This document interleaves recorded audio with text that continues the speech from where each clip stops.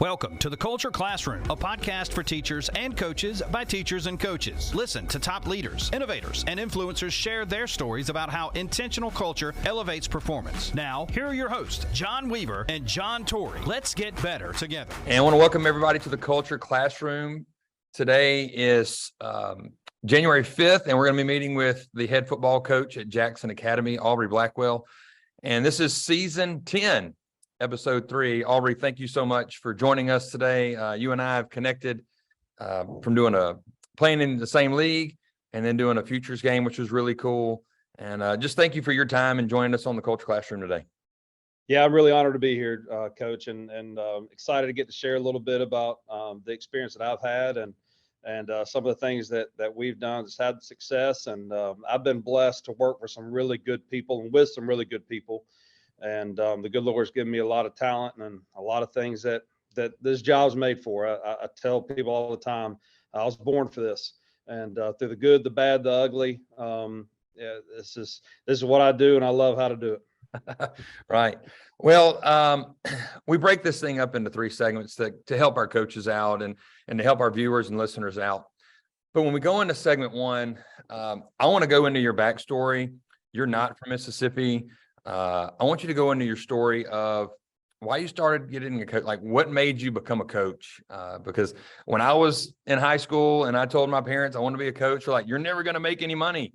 And it's way more than that. I think it goes with impact and legacy and stuff that you're going to touch on. So go back in your Wayback Time Machine and tell us why you became a coach. Well, the biggest thing is the men that impacted my life. And it kind of all started my senior year in high school playing football.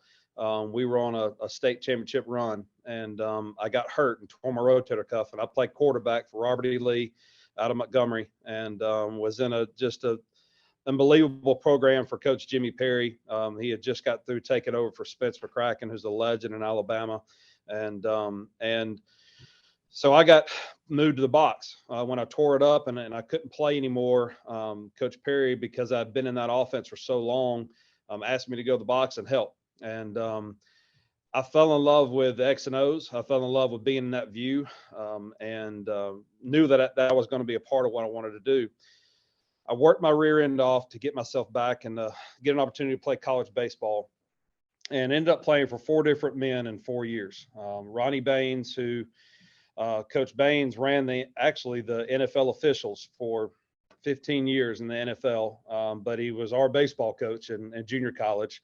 Then I worked my second year in college baseball. I played for a guy named Ron Ingram, and Don Ingram was a guy that was a retired military man. He worked in Parris Island for 14 years as a drill instructor, and Coach Ingram taught me about true discipline. Baseball, wasn't a very detailed baseball guy, but Coach Ingram taught us what it really meant to be disciplined and be a perfectionist. And I'll never forget, we're number 3 in the country in the NJCAA at Central Alabama. We finished 3rd the year before my freshman year under Coach Baines.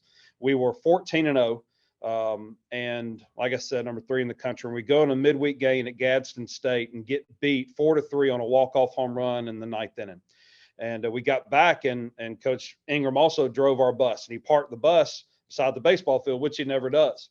He said, "Boys, get out. Well, I'll see y'all on the track in 1 minute." And we're all looking around like, wait a minute, we're number 3 team in the country.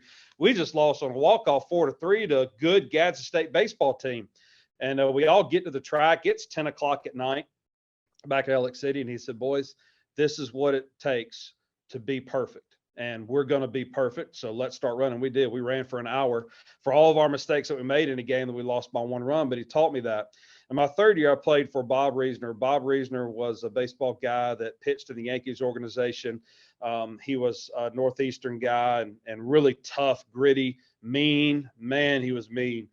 Didn't do a lot of personal. There wasn't any, "Hey, Aubrey, how you doing today?" It was nothing like that. Coach Reisner was a true old school, if I could beat you with a bat when you messed up, I'd do it. Right. And I learned a lot of things that year about what not to do in today's world. And then my final year, my senior year, I got the opportunity to play for Greg Goff. And Greg Goff is now the head baseball coach at Purdue. And, Coach Goff taught me he was the first person that showed me what true love and culture and pushing can really do. Fell in love with it. I was going to school to be a PT, and I'd done all my hours. That's what my degree is in. And that's really what I thought I wanted to do until I played for Greg Goff. Wow. And Greg Goff showed me that my faith can be used on a daily basis. My energy and passion for people can be used on a daily basis. He showed me how to overcome. He taught us, he put us in situations in practice that he said, look, I'm going to do this to you today because one day when you've got 3 kids like I do and you got to get up off the couch, I got to teach you how to do that. He brought life into playing baseball. And that's why I stayed and worked for him. I did that and stayed on as college baseball coach and was a GA for him. And then I love this guy so much. My 3rd year, I was a volunteer. I got done my master's degree. I'd gotten every degree that 𝗦𝗲𝘀𝘀 had to offer for a coach. And I stayed on and cut grass during the day and coached baseball in the evening just to get this opportunity to work for this guy and continue to learn from him. And then we went to Campbell University in Raleigh, North Carolina, and loved it. And then my son was born, and I came into a crossroads. I came to a crossroads where I had to make a decision of what really kind of father I can be. And there are good fathers everywhere in college athletics. I'm not saying that, but there was a part of being a father that I wanted to be to my son. And after missing his first steps and his first walk and his first voice and everything else, I decided, you know what, I need to be home a little bit more. I called my mentor, my head football coach, Jimmy Perry. He was at St. Paul's Episcopal in Mobile. And this is God being God. And he said, Aubrey, a matter of fact, I had a coach resign yesterday and took a college job. Give me an hour. And he did. Calls me back in an hour with the headmaster on the line on speakerphone. Said, Aubrey, we'd like to offer you a job at St. Paul's. You'll come in and do our pitching for the baseball team, and we want you to be an assistant coach. You'll do some PE classes and everything else. And doubled my pay. So my wife was happy about that. We moved back closer to home, which was another plus. So my mother got to be involved in Will's life and my son. And from there, just fell back in love with the sport that really gave me so much in football. And, everything on the men that I played for, that I worked for, everybody was their own different. Everybody had a completely different style. And a lot of guys would say, that's terrible. You didn't get any rhythm. You didn't have any consistency in college. And I completely disagree. I played for men that all did it a different way. And every bit of each one of them are in what I do on a daily basis. And from how we lift to how we do our off season to everything else. And so I was blessed, didn't know it at the time, but I was, and now the career that God chose for me, and to do what we do and moving forward with it. But that's me, man. And I love high school football. I love high school athletics, and, glad to be in it. Yeah. So I want to go back to where you came from at Montgomery Catholic. You shared some stuff with me about how a game ended and all that stuff. And I think you and I are a lot alike just from the conversations we had, but success in your program. And that's going to get into why you coach. And those two questions can be blended together.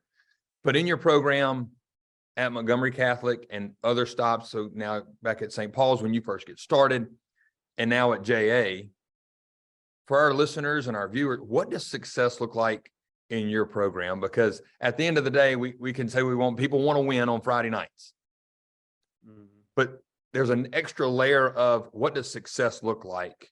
And I know you have some stuff maybe you want to share with us as well, but what does that look like inside of an Aubrey Blackwell team? Well, I think the first thing we build our program on is trust and love. I think that is the foundation of the concrete, what everybody has to buy into, including admin, and includes your relationships with your faculty members, your parents, your boosters. Trust and love, and like Greg Goff used to always say, as a player and as a coach, was loyalty. And I think all those three things really kind of go together. At Montgomery Catholic, the very first time that I knew that what we were doing was building something the right way was in our 3rd year. We're getting ready to play our rival Trinity, and that year was our turning point. We had to get it done. We went 4-6 my first year, and juiced a lot of energy and just showing the guys, hey, that first year that we can play football and be really physical. We can be mean. We can be tough. And at the same time, y'all, that we can make a difference in the world around us. Because that's the one thing I think I end every single day with. When we in practice and with a devotional and prayer, I always remind them, hey, remember, your biggest part of being a part of this world is to make a difference. Don't just be a guy that's floating through it and make a difference. But we're in that third game. We're playing Trinity Presbyterian, and we have not beaten that school in years. It was 25, 26 years, and it was our rival. And when we go to run out on the field for warm-ups, there were 26 seniors from the previous 2 years, and we only had 31. So 26 of the 31 guys were lining outside of our locker room to high five our guys and to stand on the sideline and to be a part of that game on that Friday night. All of them were off. A couple of them were out of the military. We had guys that had entered the workforce. We had guys that most of them were in college, working on their degree. We only had 3 guys at that point that were actually playing college football from Catholic. And all of them came back for that game because they understood the importance of what was needed on the sideline with the energy and the passion and the togetherness of being a Knight. Mm. That was the first time that I really understood, hey, this is working. What we're doing is something that's lasting. So going back to that question, my biggest measuring stick is, are the guys coming back? Am I getting phone calls and text messages as a coach like, hey, coach, what do you think about this? Like, recently, last week, I was working with Greg Ellis. Greg Ellis graduated from Montgomery Catholic in 2018, and he went on to play JUCO football for 2 years in Georgia and finished at Huntington College in Montgomery. And Greg needed me to make a phone call to somebody in Birmingham that he really wanted this job. I said, Coach, I think if you'll call the boss and he hears that, what I did as a football player, I think it really helped me get this job. And it did. And talked to another player 2 weeks ago over Christmas break, and he's getting ready to propose to his wife. I said, Coach, man, what would I really do? Like, what should I really say to this? And success in my stop right there real quick, because if you're watching this and listening to this and you hit that is what you want to be remembered as a coach. Like, you can't take the championships with you. You can't. The conference championships, but the lasting impressions and that trademark that you have of like, hey, coach cared more about me as the person in the uniform than the number that was on the back. And I just want our coaches that are listening to this, like, look, championships are great. They're really cool. Only one person wins them at the end of the year. So what are you doing? And Aubrey, wow, just having a guy come back and ask, like, call you and say, what do I say about getting married? Like, how do I propose and how do I do this? I mean, you talk about being a father figure. We're in this for life. Nick Winkler has a thing called 4 for 40. We have them 4 years for the next 40. Yep. I mean, that's what you're doing right now. Yeah. These 4 years you have with these high school guys is impacting the next 40.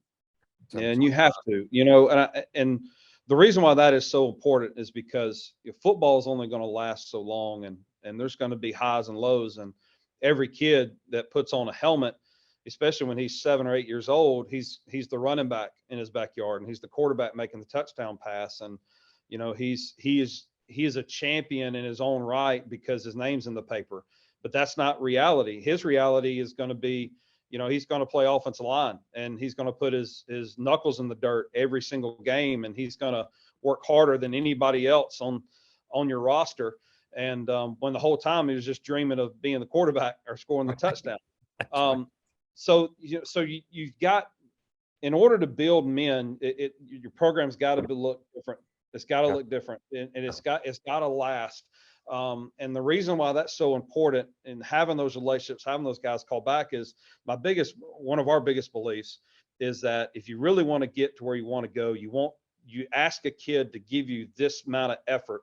He's got to know that you love him more than anything else. You want guys to play hard, that play for 4 quarters, that are going to find a way to play when they're cramping, or hey, I'm going to tape up tonight, coach. I'm going to tape up tonight. This ankle doesn't feel good, but I'm going to tape up tonight because I know that you would give me you would do the same thing if you were my teammate. It's important to know that you're in the trenches with them. You can't be in the trenches with them talking down to them. You've got to get in the trenches with them. We say that all the time as coaches, but what does that really look like? That looks like on a Thursday night, you've got a kid that's mom's working 2 jobs, and you got to go in there and you got to go pick him up. You got to go help him with his homework. You got to Zoom with him to read a paper. You want that kid to get 6 yards on a carry instead of 4. Love him harder. You want a quarterback that's going to spend that extra hour of time that you want.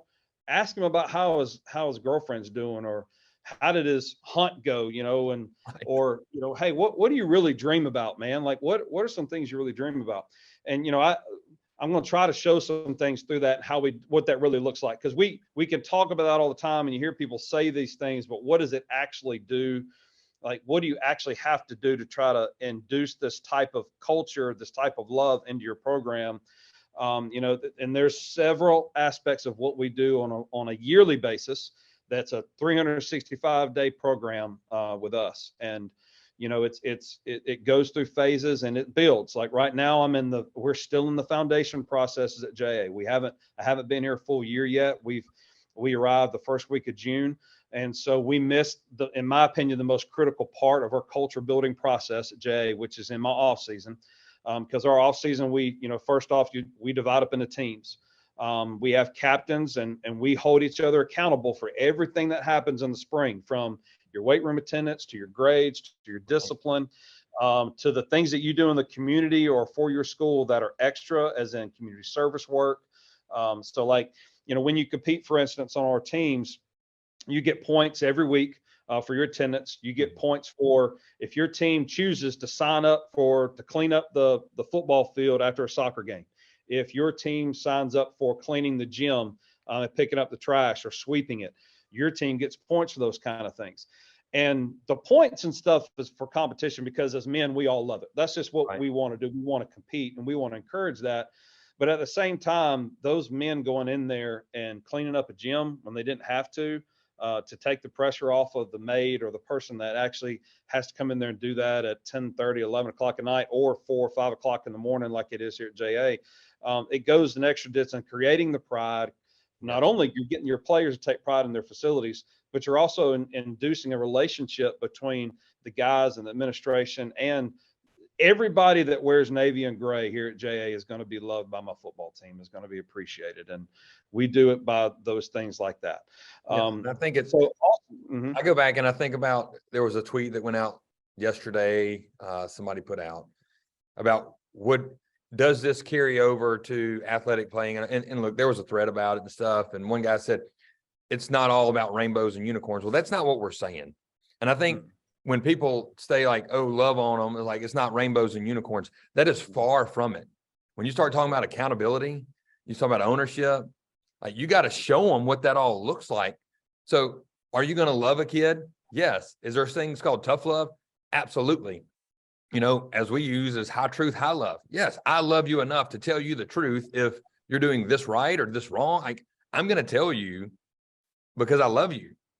So I just want to put that out there, because a lot of people think like rainbows, unicorns, and all that stuff.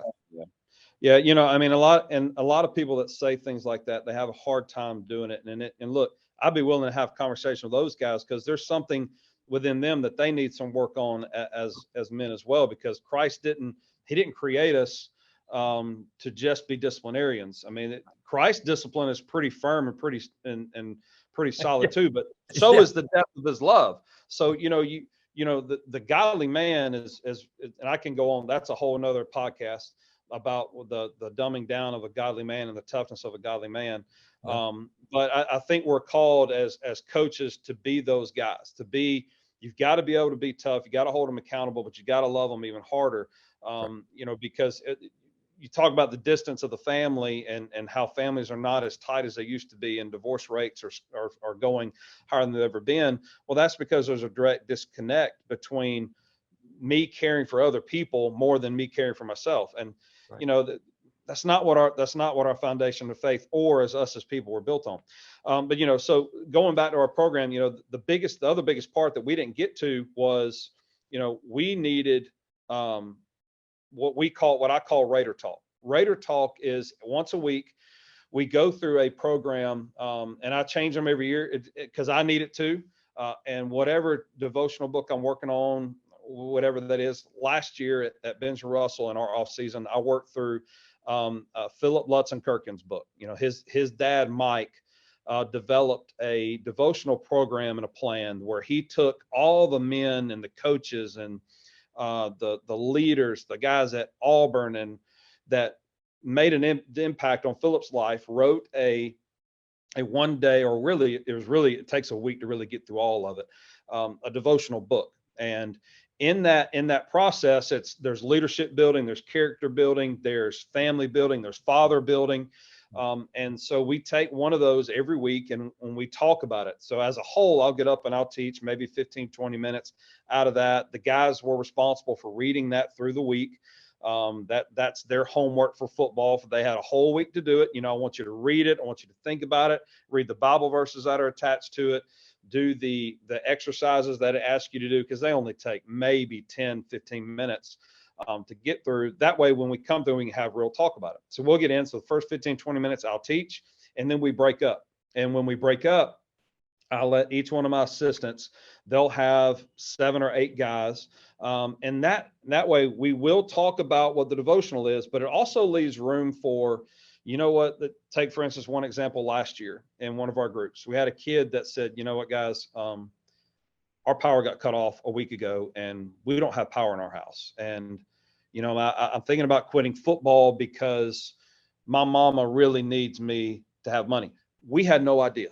No, he didn't. This kid was so strong and so firm that he was embarrassed to even ask anybody, and nobody knew. And so that one opportunity, you know, by us knowing that, we were able to surround him and love on him and do that. Another one, a kid said, you know what, guys, I'm really, really struggling with how in the world can I really follow the faith that my youth minister wants us to follow and have my girlfriend and have the needs that she wants. And so you get going into things that kids really need to talk about, and they don't get any instances to do that. You can't do it on social media. You can't really, unless you have a church home or something, you miss that. And so those things, we're really able to get through some stuff. We had guys one year that they had a lot of problems with each other, and it as they usually do, it centered around a woman. But they needed to sit down across from each other and say, hey, man, the way you handled this situation like this was wrong. And the other guy said, well, hey, man, the reason you handled the situation like this was wrong. And so it gave guys a chance to talk. And so that's a big part of you building a bond, you building relationships, and us as men really give them an opportunity to grow as people. And here at JA, we'll start those next week. Next Friday will be our first Raider Talk. And I'm really looking forward to it, and still praying through which one. I've got 3 devotionals, 3 plans that I'm looking at right now. And still trying to pray through which one I'm really going to use. But I'm excited about that. Those things matter. Right. Those things make an extra difference of this, like we talked about earlier, you want that guy to chase down, chase him down. You want him to go make the crossfield tackle, and right. just go the little extra distances to make that happen, to make a difference in it. That's right. Well, I know you have a PowerPoint and you have something that you want to share with us. And if you're listening to this podcast, it's in the podcast notes where you can access the video to watch this. But I'm going to turn my screen over to you, and you can go through your PowerPoint. I think it's going to be very beneficial for our coaches to dive in to what it looks like inside of your program and stuff that you teach your guys. This is when I start with my staff, this is how I start with them. Okay. And so this is when we're talking about building our culture and building our brand, this is how we begin that process. And through this, you'll be able to see what the ideas that we have and what's important to us and how we build the culture of the room and the foundations of what happened, because this isn't about me. This is simply about how this works with our entire program. But you look at it and it says, you know, what is our perception? Where are we coming from and where do we need to go? Because you cannot go anywhere until you know where you are. And when I say this, what is our brand? Meaning our brand is, what do people think about us? What our kids think about us? What our parents think about us? And what does our league think about us? You know, what do they know? What do they say about our program? What is our appearance? Are our facilities what they need to be? How do we change our perception? What is our identity? And who is BR at that point, BR football, or who are we at JA? What does that mean? Going on the next one, Coach. What do we believe in? I ask all my guys this. This is so important because you can't lead young men if you don't know who you are first. It's so important for you to understand what you're firm in and what you're strong in. And if I have head coaches on here, if you're watching and you're a head coach, man, that is a part of your responsibility to help grow your assistant coaches into the men that they need to be. So this is the first thing I ask them: what do you believe in? That's not just a philosophy of football. That is, man, what do I believe in? Why do I put my feet on the ground in the morning? Why do I work with high school kids on a daily basis? Why do I put in the extra time to do it? If it's about money and winning, man, head coaches, you got to work on those guys' heart. And there's a lot of that. New guys, especially a lot of the young guys that I've interviewed coming out of college that want to be a coach. The first couple of things is, well, what title would I have? Or how much money will I make? Or, how many classes do I have to teach? Look, when you're a young guy, I feel like everybody should have to be a GA at some point somewhere, because there's nothing worse than trying to go through grad school and college and being a graduate assistant coach at the college level. So, it's important for those things. Knowing what your motivation is. We ask that, we try to say that a lot as a staff. We walk out of the staff room before practice is, what's your motivation? What are you doing this for? Me, it's really simple. Brandy, Will, and Kayla. Brandy, Will, and Kayla, my family, because I want my wife to have a husband that she's proud of, that works hard for her, and I hope that she understands how much I love her. That my son and my daughter know that what the foundations of what they're being taught and what hard work looks like, and that every day that I live my life to make a difference for somebody else. I'm not living it to make money for us. I live my life and I go to work every day to be a difference maker in my community. And that's what I want my kids to know. That's my motivation, to have something that lasts, to leave an impression on somebody, that give them a chance to have a better life than I had. And then what is your brand? Every coach has to have it. You as yourself, your brand looks like, what are you known for? And within your brand is your energy level. It is your knowledge. It is who you are on the whiteboard. It is who you are in clinics, in your network. Very, very important. So your brand is that, and you have that, and that is what makes you marketable to be one day a coordinator, or to be one day to be a head coach, and to move that forward. Your brand is what do people think about you? Going back to what we just saw about what our program, my biggest question of that, really important for you.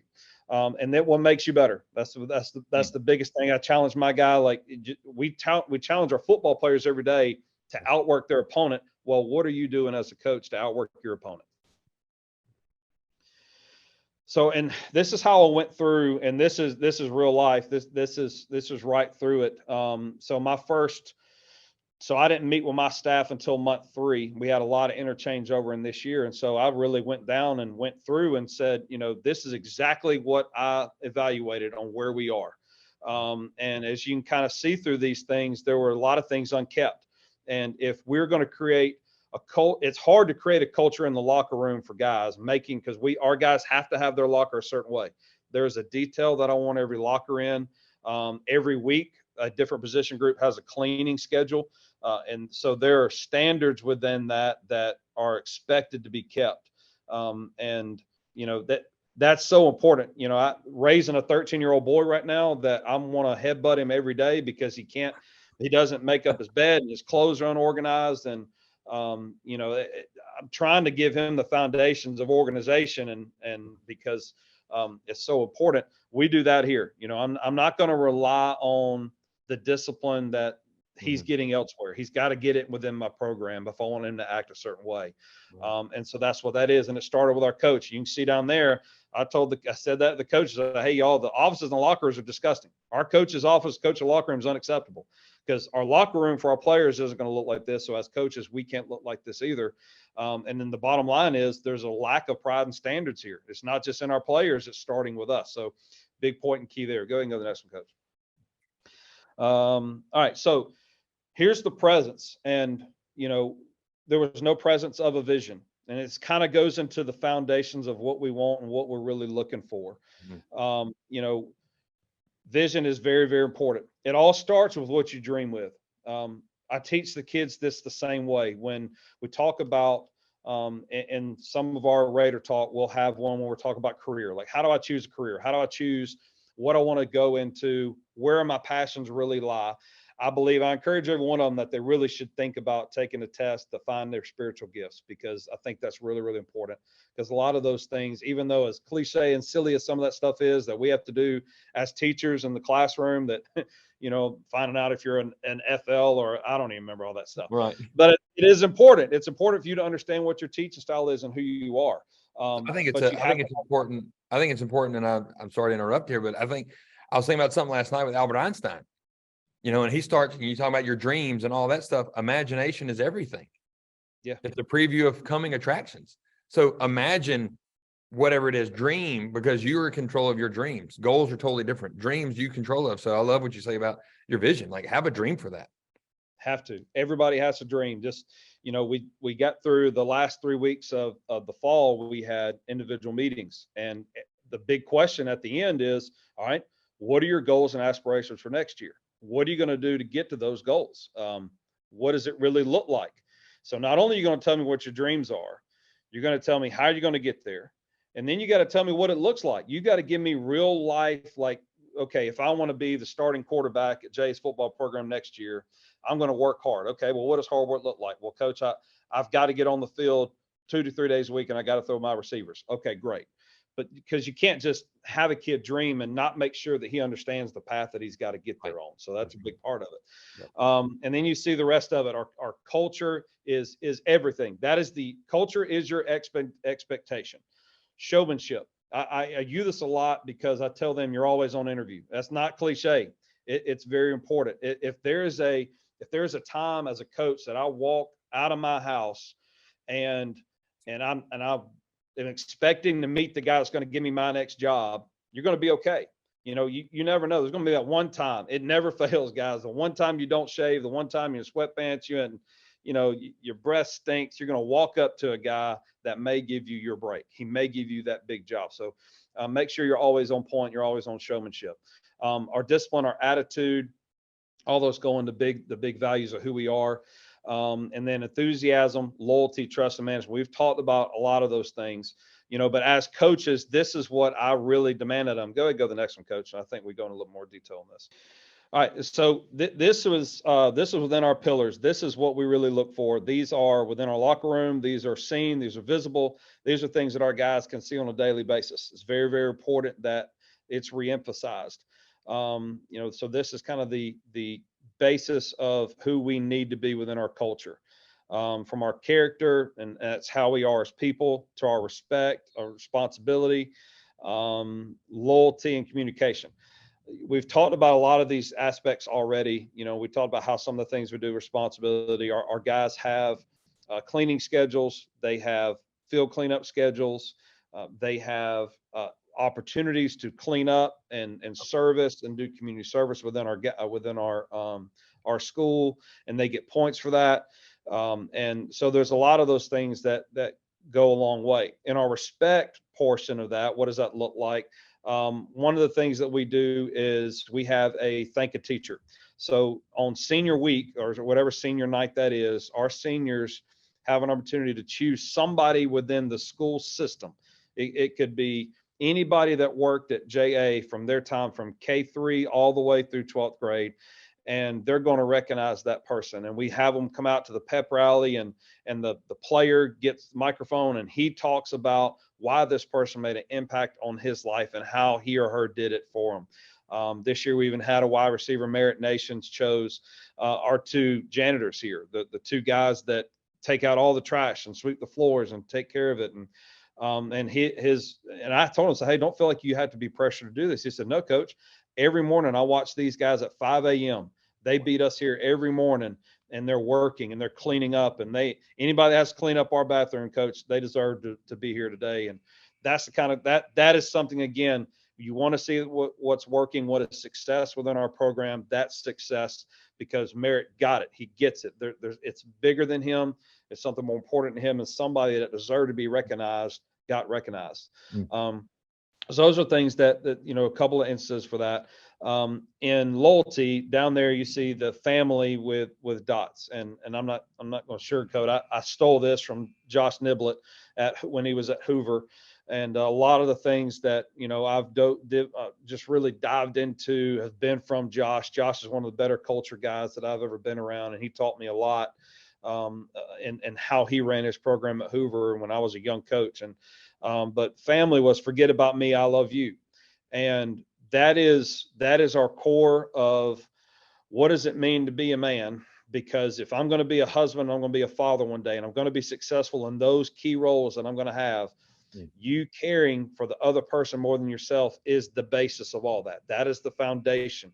That is the core of what has to happen in that. And, when we say it all the time as educators and coaches are really developing the families for the future, well, it's got to be from that. I've got to be able to understand that simple life lesson of this can't just be about me. It's got to be about something else. Because again, we go back to what we talked about as a coach and what is your mo? Why do you put your feet on the floor and why do you go to work? So those things are really important. We talk about that constantly with our guys, especially when there's conflict. We use that often. I was like, is this about you or is this about we? I mean, is this about the name on your back of your jersey or is this about the name on the front of your jersey? We use that constantly for decision making and discipline. When I hand it down, when we're pushing the prowler back and forth, or we're pushing the 2x4 back and forth on the field for punishment, that's not me, angry coach, standing over you like you're going to finish this and I hope you throw up in the process. No.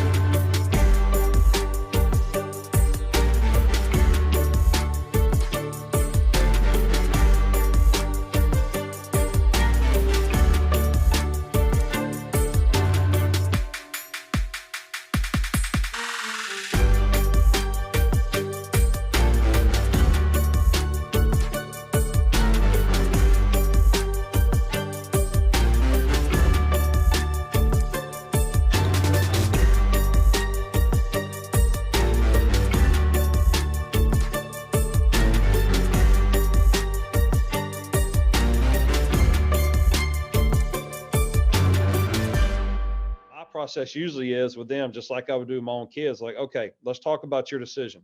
What led to the decisions that you made and why you felt like this was the proper decision at this time?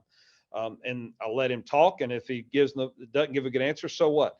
But at least try to start the thought processes on why he made that decision and that affected the program in a negative way. Yeah. And then come back to the fact that, every time you make a decision, good or bad, somebody's going to be affected by it. It's right. Not just about you. And so a lot of the discipline that we have, especially if it's on the field, the whole, that group, like going into our boat teams that we're getting ready to pick this afternoon, we divide up into those teams. And they have the good. We talked about the good of community service and your grades and everything, like your attendance. Well, there's also the negative. If you get a DR, if you get a detention, well, your whole team's got to pay for that. Yes, they get negative points, but then it may be, hey, during our sprint day, we have 10 40s. Well, sorry, John got a DR today, so y'all got 12. Hey, nobody's mad, nobody's upset, but hey, there's an accountability. You had somebody fail, and everybody's got to pay the bill when somebody fails. And so it all goes back to forget about me, I love you. So it's got to be more about the decision making. Then communication, I'm really, this is the one thing that our guys have got to do. We don't allow cell phones in the meetings, obviously, in any of our stuff that we do. I don't try to communicate a lot with a cell phone with our guys. We try to force these guys to sit in front of their coaches and sit in front of me and have open conversation. That's a big part about our end of the year meeting. We'll also have it into the spring meeting, and we'll have it into the summer meeting, where those guys will sit across from me at my desk in my office, and we will have a conversation about their performance throughout that semester or during that off season. That's really important for us. We have mock interviews for our guys where they come in and they apply for a job, and whatever that job is, me or one of their coaches will interview them. We'll make up some whatever it is. If one of the guys says, I want to be an engineer. So, okay, cool. So we'll come up with 8 questions that we ask these guys and try to throw them into an interview scenario where they have to perform in an interview setting, and try to make some of those questions tough and things of that nature. So communication is always constant. If you're not going to be at practice, if you're going to be late, if I have to hear from a parent, you and me are on bad terms. It's got to come from the player. I want the player to pick up the phone and call me or their coach. So another thing about communication. Go ahead and go to the next one, Coach. So our core values, a lot of that we've already talked about. I don't have rules. We don't have team rules. We have values. We have the things that we want to encourage, not the things that we want to discourage. And so in our values is your loyalty. And that means that every opportunity you have to support JA, you support JA. I could be at a basketball game, a volleyball game, a soccer game, I'm there. I'm loyal to it. When there's a decision that should be made, it's got to come. The program as a coach comes first. As a player, I beg them, hey, think about your family first. Is this decision you're going to make tonight going to affect your family in a negative way?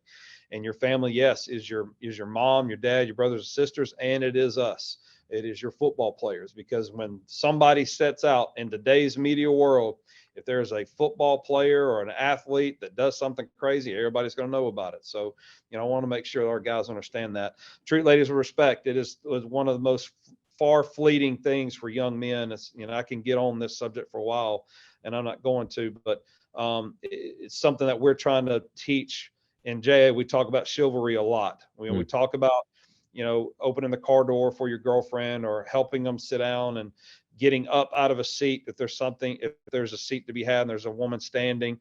So we try to bring back that art of chivalry. And we talk about that all the time. And that didn't mean as much to me until I had a daughter now that I've got a baby girl of my own. So that's a little bit of me. And that really developed and grew even more after Kayla was born. And then, and then it gets really simple. Our value is that we don't do it. You don't put yourself at risk on the next two. And then have discipline. Just have the willingness to do what you need to do when you're called to do it. When that goes to our studying, when that goes to your film time, when that goes to getting your rear end to church on Sundays and Wednesdays, like that is a discipline. It's something to do. And when I may not want to do it, but that's our value. Right. Then in all things, love and protect the family. And we went on that. Go ahead and go to the next one, Coach. Proverbs 27:17, as one man sharpens another. That is who we are in the weight room. That's who we are in the locker room. That's who we are in film studies. If you're not trying to make the person next to you better, you are failing. As we go through in the program, and you see this, our resolve is unique because we have to make a decision to change our future. And this is what we're going off of right now. This right here also hung in a banner in our weight room at Montgomery Catholic. This is everywhere here right now, is that we're going to make a decision at JA that we're going to change our future and our legacy. We talk about wanting to win a state championship. Yeah, but are you making a relentless decision every day to impact your future in a positive way? That goes to how they handle their studies in the classroom. Are your grades that important? Are your relationships with your friends that important? If you're going to do those things, then you cannot allow for anything that takes you away from that goal. And so we say be great all the time. Well, this is what be great means. If I'm going to be great, nothing impacts my decisions on reaching me to that goal. This is, as a staff, this is what we have to be as a staff. And so we kind of took a little bit and the resiliency and obedient and never quitting. That's a big part of being iron on iron. That's another thing about decision making, because it's really important when in your culture that your players understand, how am I making the decisions? Am I allowing what do I allow that takes me away from it?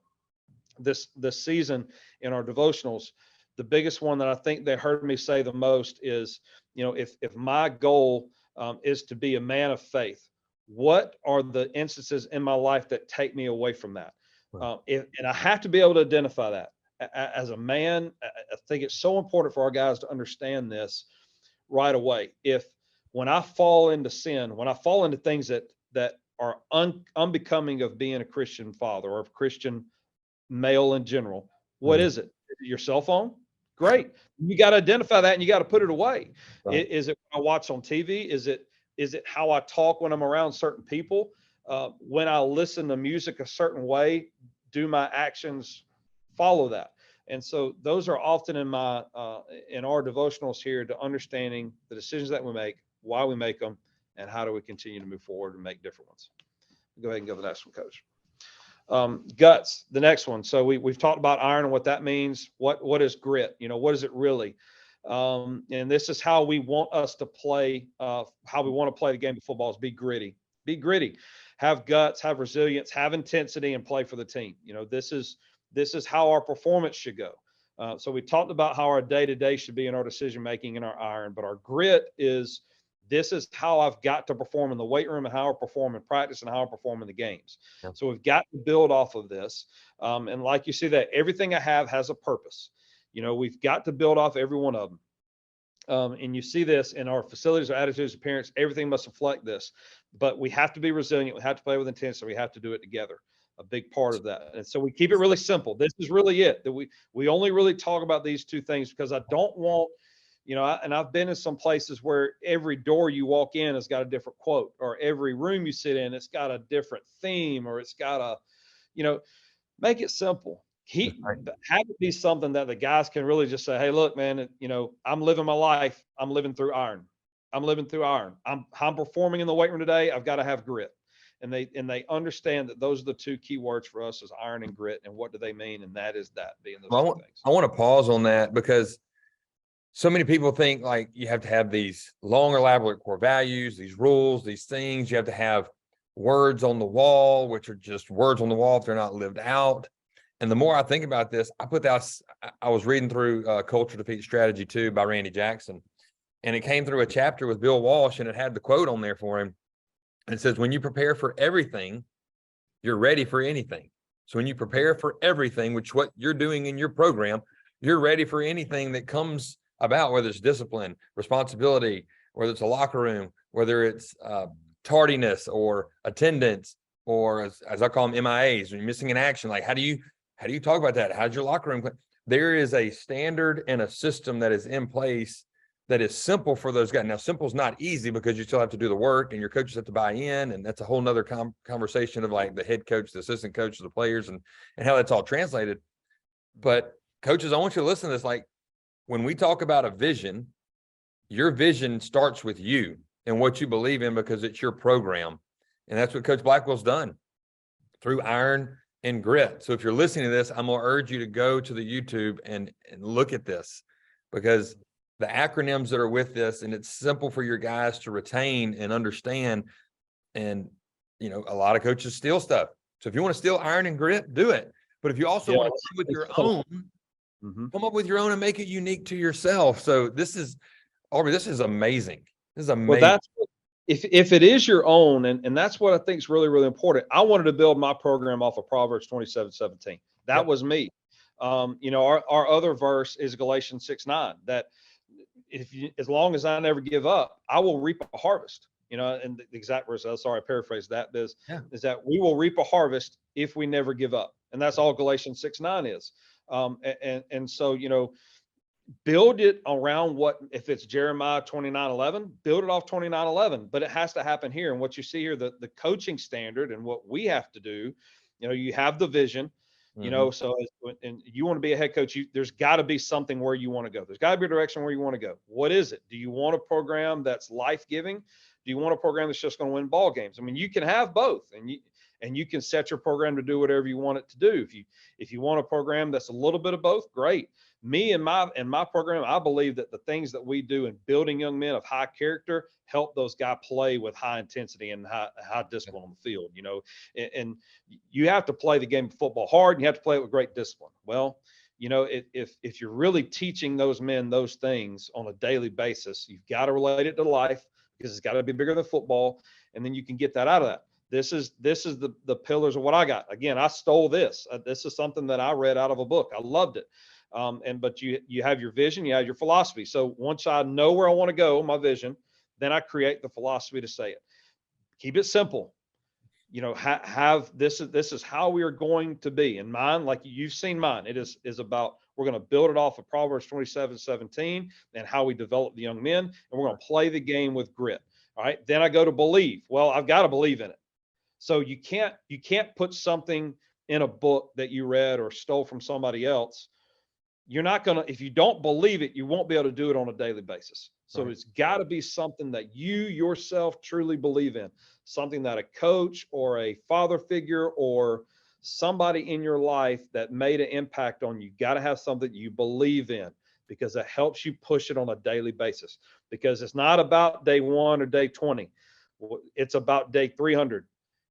And you're tired, and your wife is on you about something else. And as a coach, you know, you've got 50 lesson plans to do. Your principal's on you because you missed the faculty meeting on Friday. Hey, whatever it is, you've got to be able to go through. And if you have something you believe in, if you have a set of standards and a set of culture rules that you believe in, you'll be able to do it every day. So that's why it's important to believe. And then a commitment. The commitment part just can't be you as a head coach. This isn't your program. It's about the people that play under you and that the people that are working for you. So you have to make sure that they're committed. In coaching with my assistants, there's several things that I like to do with them. I think it's really, really important for my staff to get together like every other month and do something outside of football. You know, whether it's come watch the game at my house, go play golf together. One of my favorite things that I like to do, and we started this at Catholic, and Kirk Johnson at Montgomery Catholic's continued this there, and he's doing an incredible job there taking over, is our staff went to the Blue Ridge Mountains. Kurt and I decided to do it one year on a whim in 2019. And, you know, we said that we were going to have all the coaches and their wives go. And we did. And then we all went up and we all got in water rafting tubes together. And we had an offensive raft and we had a defensive raft. And it was one of the best things that ever could have happened. And so we spent 3 days and 2 nights. We weren't going to do football. We said, this is not going to be about football. It's going to be about us trusting each other and be committed to each other. And we just had fun. Our wives got to meet and really hang out with the wives. The coaches got to be Aubrey and got to be Kurt and got to be Alex that weekend instead of Coach Blackwell and Coach Johnson. Right. It was really, really, man, it was key. It was a weekend that, you know, and I've been on ones, I've been a part of a staff where we did a retreat, and we retreated for an hour, and then the other 7 hours we were sitting around a table or sitting in taking notes and working on spring training and working on the schedules and working on recruiting. And it's like, oh man, like just can't get away from it. Yeah, you can't get away from it. So I think it's important. It's something that you really do. And you know, and I also encourage you guys on that end, you really want your seniors, your leaders to be committed. Do that with them. Adam Weingartner, and when he was at Auburn, I sat down with him and we were talking about culture. He's now at Tuscaloosa County. And Adam takes his leaders, his senior leaders, every day to go do that. And so not every day, but once in the summertime, they take a week and they go, and he spends time developing them and teaching them how to be a leader and teaching them about those things. So I think it's really, that was really cool. And he said it really changed the culture at Auburn High School when he did that. And then the next thing you see there is battle. That's who we got to be as men. You got to fight for all those things underneath it. You got to fight for it. You got to battle through it. And you got to see it. And then the last finish, see it through, because you're going to go through a month period where nothing's working and you're dealing with problems, and you've got coaches that may want to leave. Well, you've got to finish as the head guy. You got to finish your job. You got to finish it. You got to see it through. Stay where you are, be where your feet are. constantly we can get always looking to our left and our right and seeing what the next opportunity may be for me, or the best opportunity. I encourage you. That's great and all. But man, when you're there, be where your feet are. Nick Saban used that. It's not it could be cliche. That's fine. It's great. It says exactly what it needs to say, exactly what it needs to say. Be where your feet are. What does it really look like? Okay. So how do we relay this? Because talking's great, but this is what it really looks like. Our priority, this is our number one priority. How do we take it? It's our number one priority. Is in instilling these things. Yeah. Our parents and our facilities have to be above. They have to be above in all things. The players' areas, the weight room, everything has to constantly look like it's the best football program in our conference or in the state. The little things always matter. Okay, so every little opinion matters, no matter who shows up. No matter if there's somebody that's just walking through of every visiting team. I want everybody that walks through Jackson Academy and walks through our football facilities to know that this is a first-class program based upon our cleanliness, our organization, and how our facilities appear. That's a big number one. Number two, be present. Like it can't just be about JA football. It's not. If you really want a culture, it's all gotta start and have a central focus. And at Montgomery Catholic, it was through our weight room. It really was. Our strength and conditioning coach was our DC, now the head coach there, Kirk Johnson. And Kirk did an amazing job of bringing all the male and female athletes together under one roof and having them all have one goals. They started competing against each other, not literally, girls versus guys, but maybe in their point systems, in their max numbers, in their grades. And so we created a competition in the weight room where the girls were bragging to the guys like, hey, I did 220 for 10 today. Well, how much did you do? I went up 45% on my bench press this cycle. How did you do? And so at Montgomery Catholic, it was our strength and conditioning program. At Benjamin Russell, it was in our Raider Talks. It was in our FCA program that really started to change what happened, and God moved through that way. And so there's got to be something. You got to have something centralized to move that climate. Number three, create a climate where positive change can occur. This is me talking to my coaches now. My players don't see this. My parents don't see this. This is me talking to the coaches. A couple of things that I heard the first couple of days on the job where, I said, well, hey, why do we do this like this? And several of the responses was, well, welcome to Benjamin Russell. Well, that's not you're not proving anything. You're not changing anything when you have a negative comment about something that's happening in our program, in our culture that needs to change. So, we talk about that all, you see on there, I'm not surprised, or we just don't have this, or, if something's wrong, it's our job to get out and fix it, or to set a plan in place where we can fix it. And so that's been a large part of what we talk about. Anytime I hear anything negative, I'm one of the first ones to say, hey, listen, you can change the way you say it. Like, hey, instead of saying, man, I just hate how we blank, blank, blank, whatever that is, to, hey, well, you know what? We really need to work on this. Hey, I wish we could find a plan to change this, because negativity builds a lot faster than positivity can change. So it's really important that your talk is very detailed, and it's positive driven, and it's change driven. So if there's an issue, there's got to be resolved to change it. This is what we believe, therefore this is what you will see. This is a big part of it. If you say that I'm going to play, my football team is going to play this way, well, show me on film. Right. Is your program playing football the way that you want them to play? Are your players treating ladies with respect?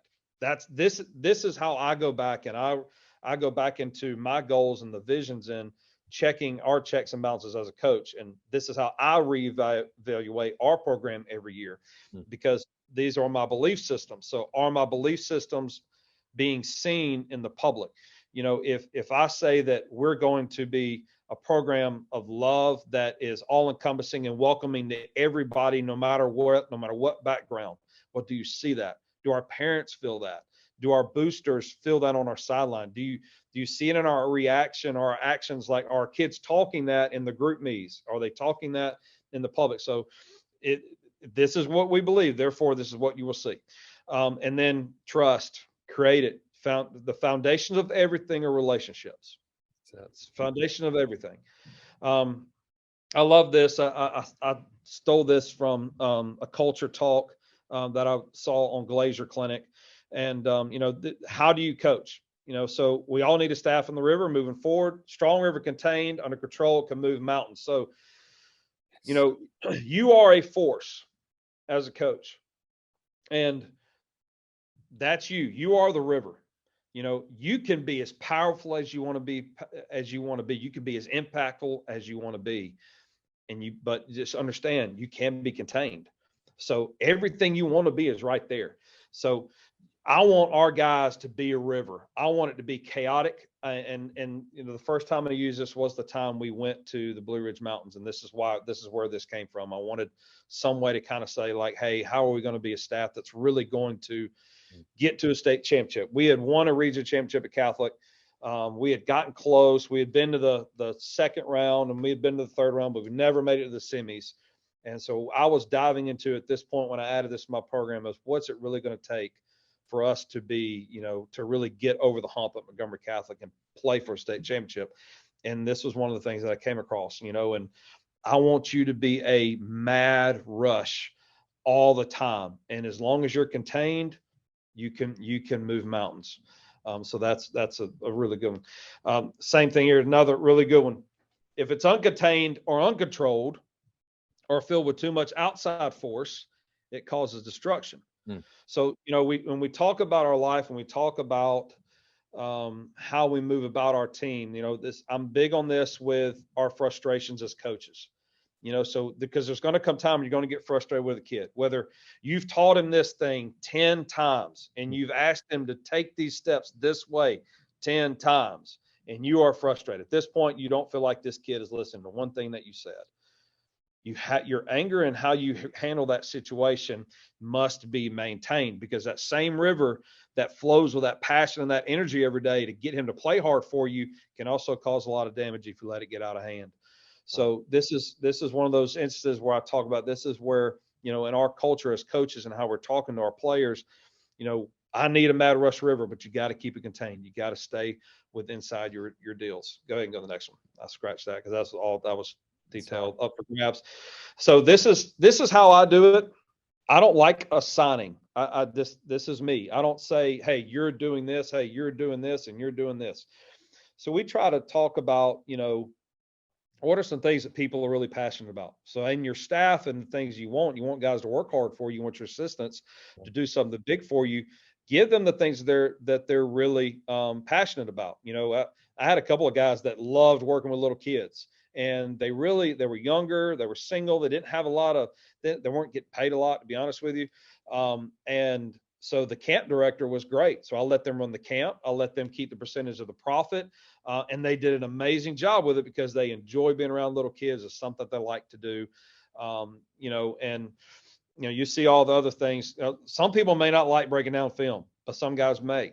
So give your staff a chance to really go into what they're passionate about. If somebody's FCA, great, let them do that. If somebody is passionate about, scouting books, great, let them do that. So, I always put the things that are never already done up for grabs every year. So, next year's staff will be different. And then, I think the biggest thing is get people to know who you are and what you expect of them. So the last thing I end with my meetings is, how are we going to organize practice? I give all my coaches that ability to talk and give their opinion. I think it's so important as a coaching staff to build the culture in your room. It's so easy for us as head coaches to have our way and want it our way. Yeah, it's easy. The hard part is to step back and say, all right, you did it this way for your 7 years at this school. Tell me why we should change it, and sit back and actually try different things and give your assistants that have that experience and opportunity to make that change in your program. Didn't say you got to do every one of them, but the fact and the part of listening to that coach will go leaps and bounds for you. Really will. Yeah. Wow. It's really good. And I'm not surprised because I knew who you were from the summer 7-on-7 when we communicated and then doing the futures game. But seeing an inside look of what your program looks like, I think a lot of coaches, and we're going to get you back on there's some more stuff that you talked about. And in 2023, we want to turn this into a YouTube to where coach can use as a resource. And if I'm a first-year head coach, or if I'm going in as an OC or a DC, or maybe I'm taking over a strength and conditioning program, I'm over something, and you can take one tangible thing. And that's what I think when I go to a clinic is if I can take one thing away, I've won. And you have given us a ton of information that is applicable, and you can take and copy it, duplicate it, or give you a chance to reset your brain and say, hey, these are things that I need. I need a vision. I need to have a system of beliefs. I need to create something that my kids believe in that's an extension of myself. So thank you for coming on our show today. And I know I've had a clinic. But hey, another thing too, now y'all, it can't, if you want parents to trust you, you better get this into their hands too. A lot of the stuff that you saw here, I have a parent version of it. And if you want to reach out, there's more information that you want from me, I'll be glad to send it to you. I'm at 𝗘𝗽𝗶𝗀𝗀𝗋@gmail.com, 𝗘𝗽𝗶𝗀𝗀𝗀𝗋@gmail.com. I also have a parent meeting PowerPoint that I try to do with this and kind of set the stage for all of this from my parents. I think it's so important. You want them to buy into what you're doing. You got to get the parents on board, because the first thing Johnny's going to go complain to is his mom and dad. But if mom understands, like, hey, yeah, y'all ran extra sprints today because someone on your team's like, if they understand your why and they understand what you're doing, you make it a lot easier too. So any way I can help, gentlemen, this isn't, I'm not a guy that keeps secrets. God blessed me with this and blessed me to work under a lot of great people. And it's not for me to hold on to my own. It's to make the world a better place and raise great young men in this country. So what an amazing testimony to have, and a vision. You go back to vision that you have for success inside of any football program that you run right now is Jackson Academy. And I can see that firsthand of watching your guys, how they play for you, guys that have the flu, who need to convert on a 4th down, and they say, give me the ball, and they do. That's an extension of all the things that you just saw. Is a direct correlation of, hey, here is the love and the comfort, but yet the responsibility that comes and the accountability that comes with that tough love to producing on the field of what you want. So coaches, this has been episode 3 in season 10. I'll have the show notes also with Coach Blackwell's information if you want more information on him. And then I'll also put his Twitter handle and stuff in there. But coaches, thanks again for tuning in to the Culture Classroom. Coach Blackwell, thank you again so much for spending time with us and showing a glimpse of what it looks like inside of your football program. Stay tuned for more episodes as we go into season 10, episode 4. We talk about Larry Zonda.